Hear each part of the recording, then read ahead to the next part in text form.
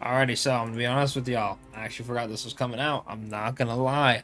I don't know. I knew it was Sunday, but like in my head, I like didn't register that Apocalyptic Shadow was resetting because I was so focused on the new mode and like seeing clears of it, trying a few teams myself, all that good stuff. And I totally forgot that Apocalyptic Shadow actually is resetting. So we have a very interesting one. So first things first, when you break the enemy, right? Because when you break the enemy in Apocalyptic Shadow, you get buffs. You get um, energy for your ult, restores HP. All enemies take 10% more Memo Sprite skill damage and 30% more skill damage. So obviously Memo Sprite, all that good stuff. We're gonna go over the buffs, and we're actually gonna do it a little bit differently this time. On like the tier list thing that I have, that I just use to like sort the characters because it's just the easiest way to do it.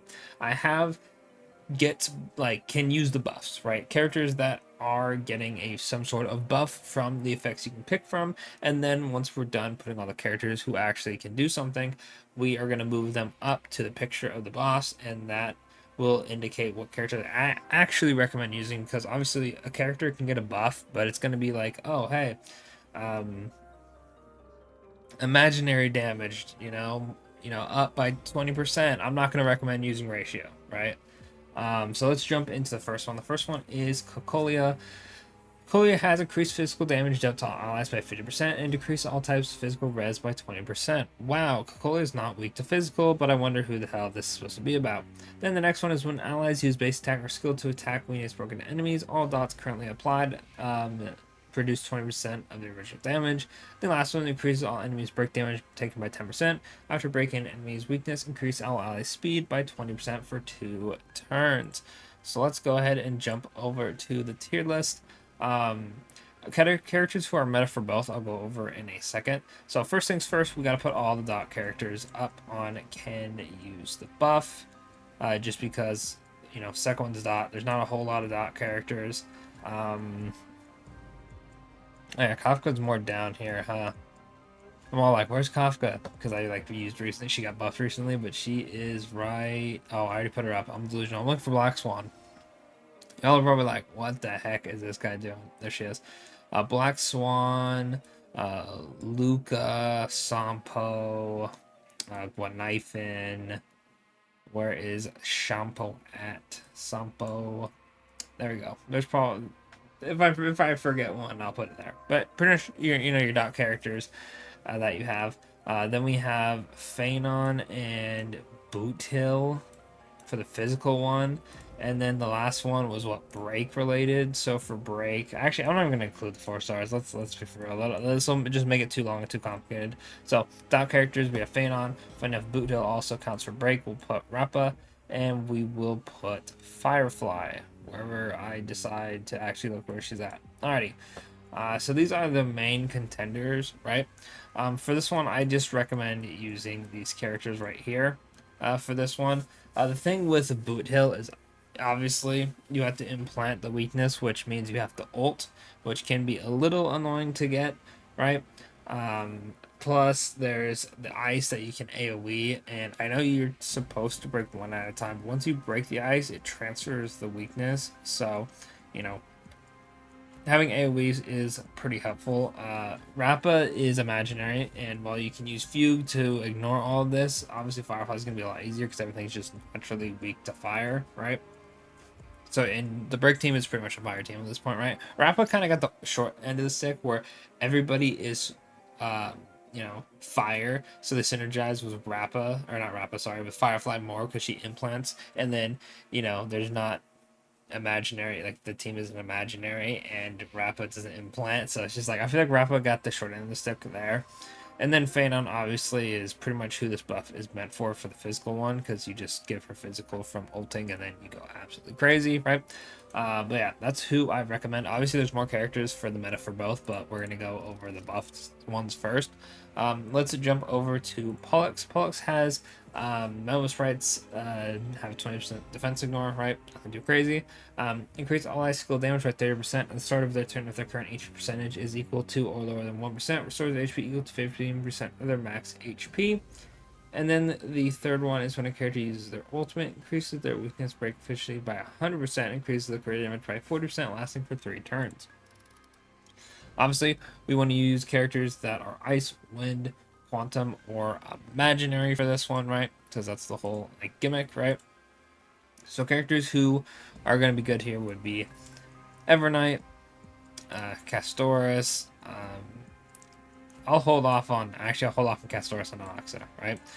Saber as another one. Actually, that's another character I kind of want to like. Well, yeah, we'll put Saber is good here. Archer is also decent here. I've actually seen a few Archer clears, right? The thing with some of these characters, right, is you could technically use them on Cocolia. Sorry, big yawn overtook me out of literally nowhere. Anyway, so you can get away with like using like Saber on this one, right? But they don't receive a buff, so it'll be a bit harder. But if you brute force with dupes, you could obviously do that, right? But anyway, Evernight, Saber, Archer, and Ox, I'm just gonna put in meta for both, but you know he can use the skill stuff, right? Oh wait, I'm putting him in the wrong spot. Whoops. Mide, as well. Herta can also use it. Aglia can technically use the Memo Sprite buff. Technically, I mean, I guess she's relevant enough to put up here, right? Like Blade as well. Is there any other characters that are like super relevant enough? Castoris as well for like main DPS. I'm gonna put these for now. If I remember one, I'll put it later. But the main ones I recommend using Evernight clearly, right? Saber for the ult, Archer for the skill as well. Blade is good here. Castoris is gonna go up for meta for both because she's just overall just so good that even though that the first stage doesn't actually buff her, right? I think she deserves to go up there. Evernight, unfortunately, Cocolia being, you know, used to the cold is going to be a little bit resistant to Evernight. I believe she does have ice res. She does have ice res. She also has physical and imaginary. Wow, it's almost like Apocalyptic Shadow just hates you not having a specific team. Anyway, and this is who I recommend, right? I haven't used Mide in a minute. So I feel like this one, like people are gonna be like, oh my god, you put Blade there, but Mide is actually better. That'd be on me, right? For you know, for consistency's sake, we'll put Blade. No, actually, no, Blade deserves a go.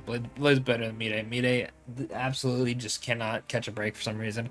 Obviously, this is keep in mind only like the main DPSs, quote unquote, right? I know people are gonna see Kafka and be like, oh, she's technically a support, but you get what I mean with the dot team. A lot of people have different dot teams. I've seen people with Hycelians, Kafka only. I've seen people with Kafka Black Swan, Hycelians Black Swan, and they get cleared. So just because you're missing one piece of the 3-dot puzzle, just put whoever you have and make it work. You know, dot is still pretty good even without Hycelians. I know, crazy to say. Kafka can still cook because she did get her buffs, right? And the content is currently shilling her because they're giving dot buffs, right? It's gonna be a little bit harder to clear, but it does still work, right?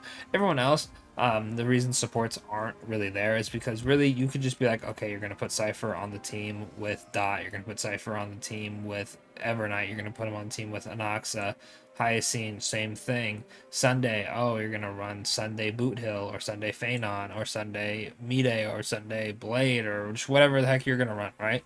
That's why I don't have them on here. Obviously, you can still get away with using other characters. Like, I've seen people brute force Cocolia with Fei Zhao, but having no buffs that actually benefit you are pretty much just going to exclude you from the list, right?